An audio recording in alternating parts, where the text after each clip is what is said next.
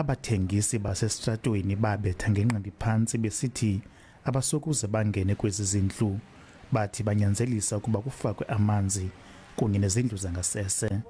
Umbutho somashishini ephondweni uthi nawo awuxolanga ngempatho ekumbi efunyanwa ngabathengisi basestratweni.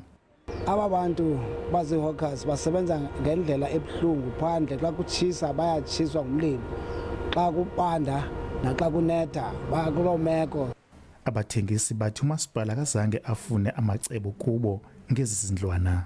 Sacela kumasipala singabathengisi ubana njengoko zakhiwe ngolu hlobo, siyacela uba makuphave apha yonke le ndawo. Sithi makasifakele amanzi ngoba kumcimbi wethoyilethi siba ngumcimbi onzima kakhulu lowo. Oku amanzi basikwazi kuba kaloku kwezi shelter kuzongena abantu abaphekayo, abanye bayathengisa, bazawasela pha amanzi. Umasipala waseKing Sabatha Dalindyebo uthi ezi zindlwana zanikezelwa kubathengisi basestratweni eMqanduli, kodwa eMthatha bathi abazozamkela ukuba azinamanzi okanye izidlo zangasese.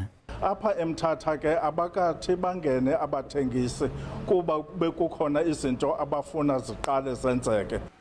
Ndinkululeko Nyembezi weendaba zeSABC eMthatha.